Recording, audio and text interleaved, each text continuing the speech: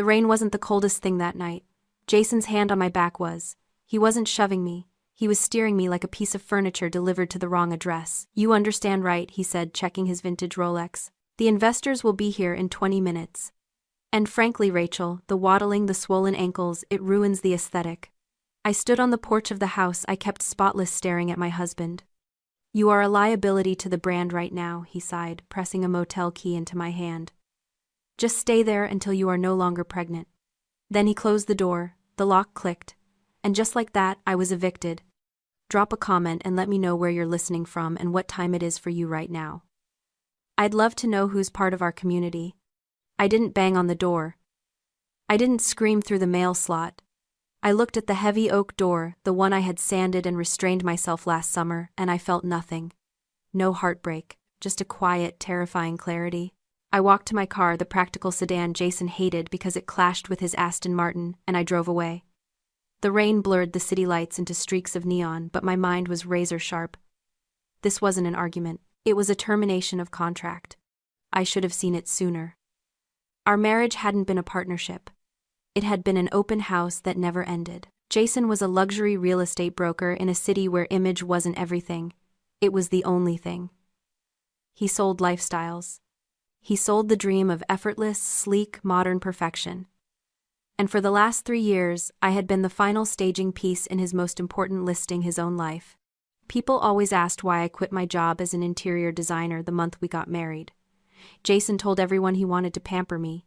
He said he was old-fashioned, that he wanted to provide. But that was just the marketing copy. The truth was colder. In Jason's high-stakes circle, a wife who works is a sign that the husband isn't working hard enough. A career woman contributes to the mortgage, but a trophy wife proves the mortgage is irrelevant. I wasn't fired from my career because he wanted a homemaker. He didn't care about home-cooked meals or ironed shirts. We had staff for that. He fired me because he needed a status symbol. He needed a silent, elegant mannequin to stand next to him at galas, signaling to every potential client that he was rich enough to keep a capable woman idle. I had mistaken his control for care. I thought he wanted to protect me. Now, watching the windshield wipers slice through the downpour, I realized he just wanted to curate me. I was the mid-century modern chair in the corner, expensive, beautiful, and absolutely forbidden to have a scratch on it. But pregnancy isn't sleek. It is messy. It is swollen ankles and heartburn and a body that refuses to follow architectural blueprints. By getting pregnant, I hadn't just gained weight. I had malfunctioned. I was a prop that no longer fit the aesthetic of the room, so I was being moved to storage until I could be repaired.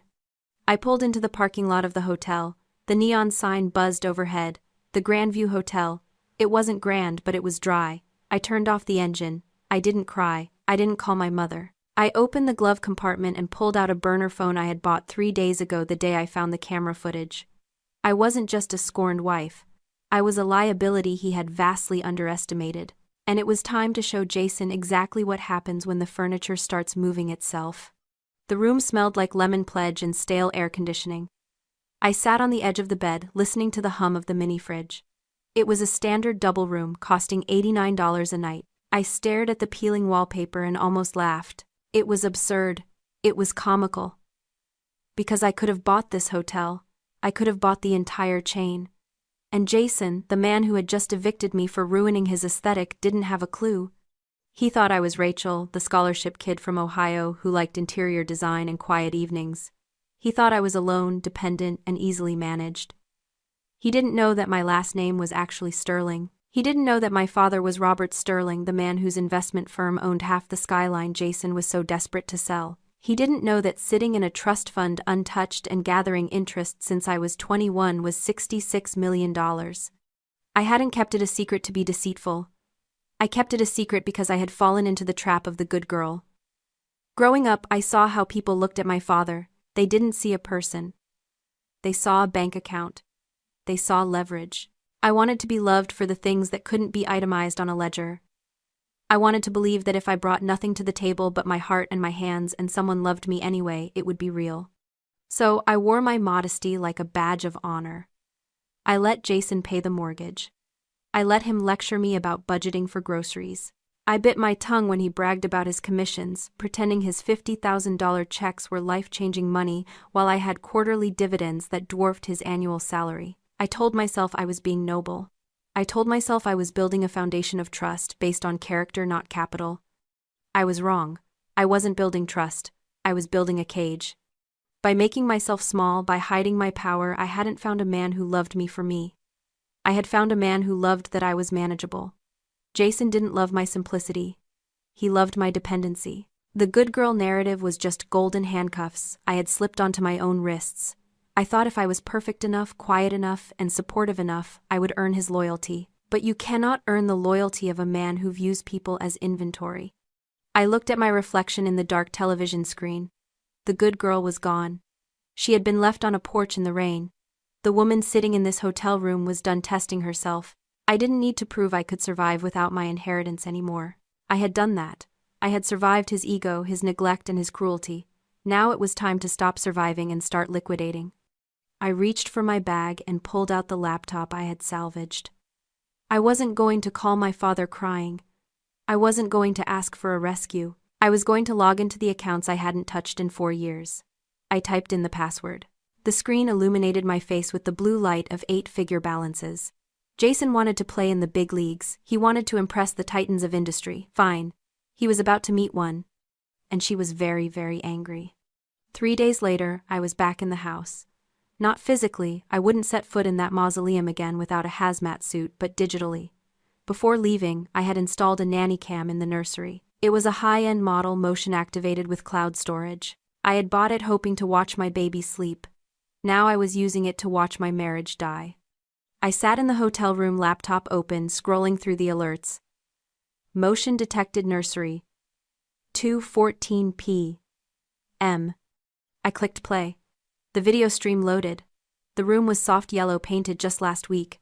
The crib I had assembled myself stood in the corner. But the room wasn't empty. Jason was there, and he wasn't alone. Kimberly was with him. I knew her. She was a fitness influencer Jason sometimes hired to stage his listings, a woman whose entire personality was a curated Instagram feed of green juice and ab workouts. She was leaning against the changing table, laughing. "It's so beige," she said, trailing a manicured hand over the mobile I had hand-stitched. "Are you really going to keep this?" Jason laughed, a sound that made my stomach turn. He was pacing the room, checking his phone. "God, no. The whole room is a waste of square footage. Do you know how much a home office adds to the resale value in this zip code?" But Rachel insisted. "The baby needs a sanctuary." He mimicked my voice, making it sound shrill and demanding. "She's so nesting," Kimberly giggled. "It's kind of sad." "It's exhausting," Jason corrected. He walked over to the crib and kicked it lightly. "Look at this thing. It's huge. Where am I supposed to put my Peloton?" "Seriously, Kim, the kid isn't even here yet, and it's already taking up all the space. It's going to ruin my sleep schedule. It's going to ruin the vibe of the house. I didn't sign up for a roommate who cries and shits itself." I froze. I rewound the video. It's going to ruin the vibe. It wasn't just cruelty. It was something deeper, something twisted. Jason didn't just resent the inconvenience of a baby. He resented the baby's existence. In his world, there was only room for one star, one focal point, one person whose needs mattered. A baby wasn't a joy. It was a competitor. It was a tiny, demanding rival that would steal the attention he believed was rightfully his. He wasn't afraid of being a bad father. He was afraid of being upstaged. This was what psychologists called a narcissistic injury. The pregnancy had shifted the spotlight from him to me and eventually to the child. And he couldn't handle it. That's why he called me a liability. That's why he evicted me, because I was no longer reflecting his glory. I was growing something that would eclipse it. I watched Kimberly pull him into a kiss right there in the middle of the nursery, disrespecting the only pure space in that entire house. But I didn't feel jealousy. I felt a cold, hard resolve clicking into place like a safety latch being removed from a weapon. He hated the baby because it threatened his ego. He hated me because I was no longer a perfect mirror. He thought he was the king of his little castle surrounded by admirers and props. He didn't realize the castle was built on sand and the tide was coming in fast. I closed the laptop. I wasn't sad anymore. I was ready. He wanted to protect his precious spotlight. Fine. I was about to turn the stage lights up so high they would burn him alive. My phone felt heavy in my hand, not with hesitation, but with the weight of the weapon I was about to fire. I dialed the number I hadn't called in 4 years. It rang once. Rachel, my father's voice was rough, surprised. Is everything okay? No, I said, my voice steady. But it's going to be. I don't need you to come get me, Dad. And I don't need a loan. I need to make a business transaction. What kind of transaction? A hostile takeover, I said. I want to buy the Summit penthouse. And I want Jason to be the broker. There was a pause on the line, heavy with unspoken questions, followed by the slow, grim realization of a man who built an empire on crushing competitors. The Summit, that's a $40 million listing. Jason doesn't handle that weight class. He will if he thinks he's being scouted by Sterling Capital. I want him to believe he's landed the whale. I want him to taste that commission.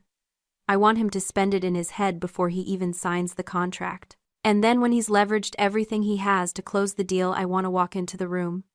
Consider it done, my father said. The warmth in his voice was gone, replaced by the steel of the CEO. I'll have Marcus call him within the hour. The Trojan horse is ready. I hung up. It wasn't a conversation between a father and daughter. It was a strategy session between majority shareholders. The trap was set beautifully. Marcus, my father's CFO, made the call at 9 a.m. sharp. He played the part perfectly, the impatient, high-powered executive representing a mystery buyer who valued privacy above all else. He told Jason that the buyer wanted the Summit penthouse cash offer, no contingencies, but demanded a broker who could handle exclusive high-velocity demands. I didn't need a nanny cam to know how Jason reacted. I knew him.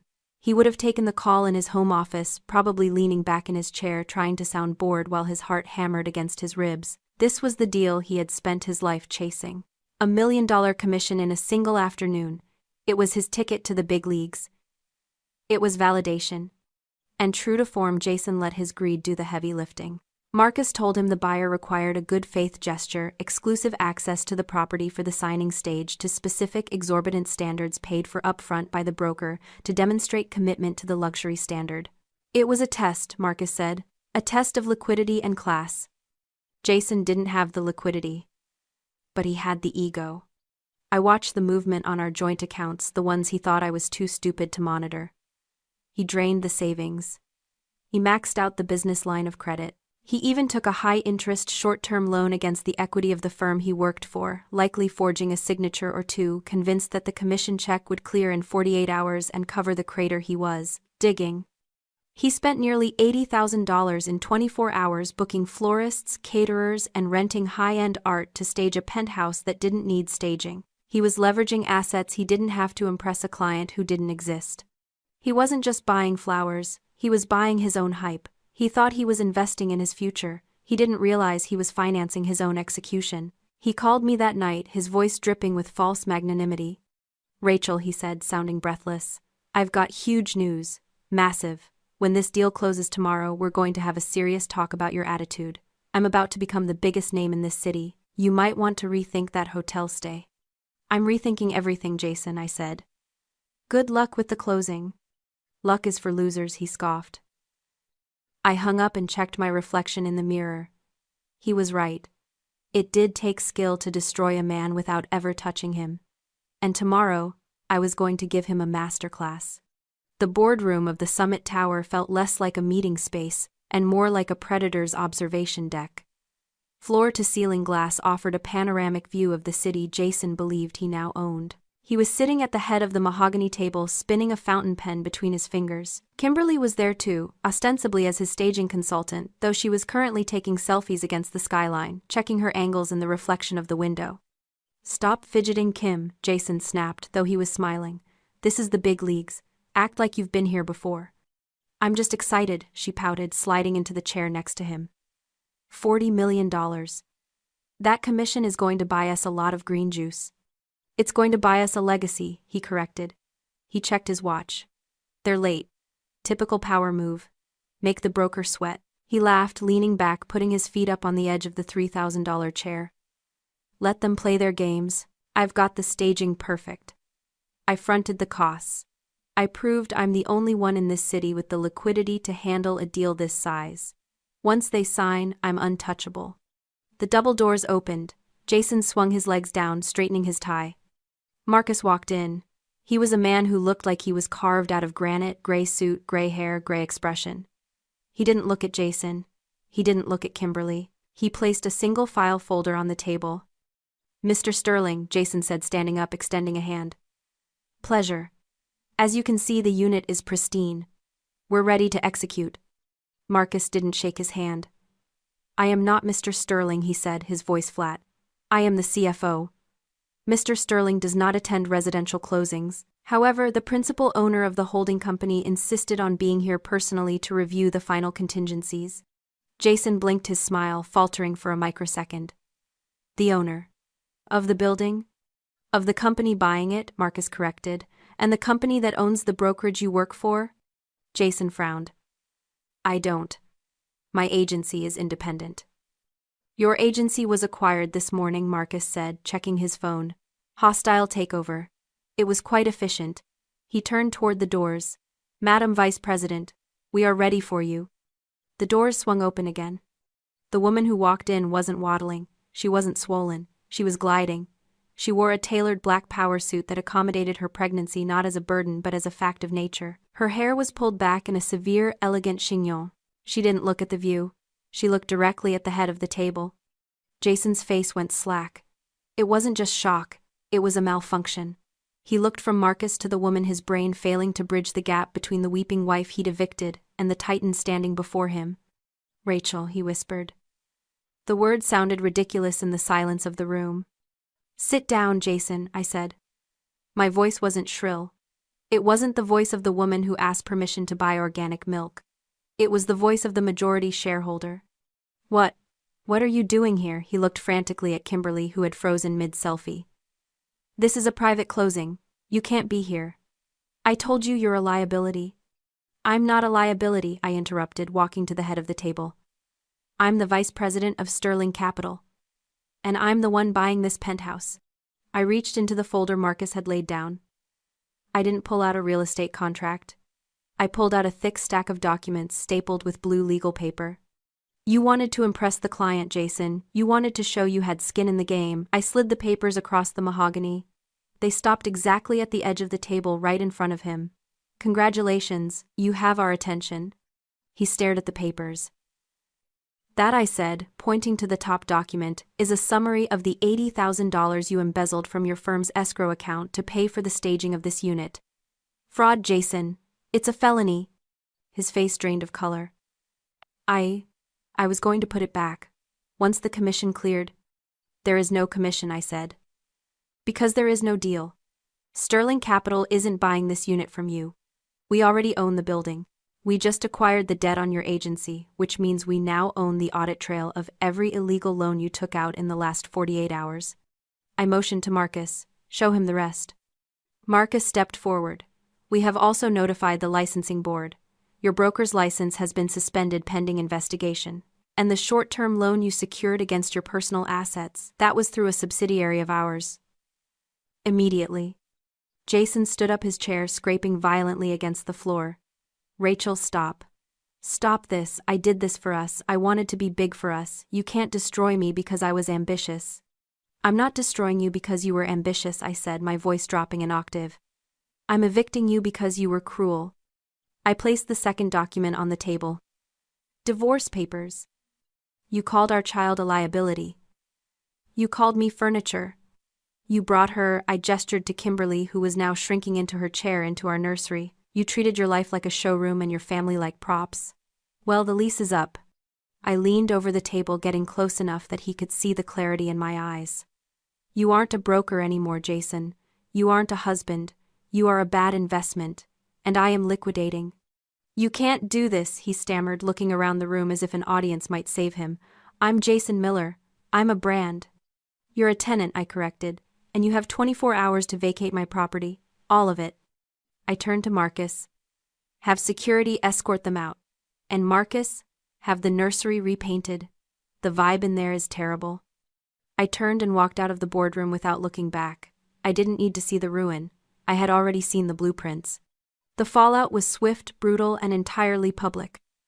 In the world of high-stakes real estate, reputation is currency, and Jason had just filed for bankruptcy. By the time he reached the lobby of the Summit Tower, his agency had already drafted his termination letter. Gross misconduct, attempted fraud, breach of fiduciary duty. The labels stuck to him like tar. The brand of Jason Miller wasn't just damaged, it was liquidated. I heard he tried to spin it for a few weeks. He told people he was going independent, that he was pivoting to consulting, but the city knew, the developers knew, and without the access, without the credit lines, without the showroom wife to anchor his image, he simply faded. He lost the Aston Martin, he lost the condo. Kimberly moved on to a personal trainer with a larger following before the first credit card bill bounced. Jason was left with exactly what he had brought to the table, an empty suit and an ego that couldn't pay the rent. 6 months later, my life looks very different. I am sitting on the floor of my living room. It isn't a penthouse, it's a sprawling older house, with creaky floorboards and a garden that needs weeding. There is a pile of laundry on the sofa. There are brightly colored blocks scattered across the rug. It isn't sleek. It isn't beige. It is messy, chaotic, and vibrant. And it is mine. I look down at the baby in my arms. Leo. He is drooling on my silk blouse, and I don't care. I don't worry about the aesthetic. I don't worry about the vibe. I worry about the quarterly reports for the Sterling Foundation, which I am now running, and I worry about whether Leo is warm enough. My father comes over on Sundays. He doesn't talk about business much anymore. He sits on the floor and builds block towers, trying to make his grandson laugh. He told me once that he regretted teaching me to be quiet. He said he should have taught me to roar. I told him I didn't need to roar. I just needed to stop whispering. I often think about the woman who sat in that hotel room, terrified and pregnant, calculating her worth based on how well she could hide her power. I want to tell her that the good girl trophy she was polishing was actually a participation award for her own erasure. I want to tell her that love isn't about fitting into someone else's blueprint. I realized something during the eviction of my husband. There is a difference between net worth and self-worth. My net worth was always high, hidden in trust funds and portfolios. But my self-worth had been in the negatives because I believed that being low maintenance was a virtue. It isn't. It is an invitation for people like Jason to treat you like a fixture. I am not low maintenance anymore. I am high standards. I don't shrink to fit the room. I buy the building. And if anyone ever tells me again that I am taking up too much space or that my reality is ruining their aesthetic, I won't apologize. I will show them the door. Sometimes the people who claim to love us are just loving the space we take up in their showroom. Share this story if you've ever had to reclaim your own worth. You are not furniture,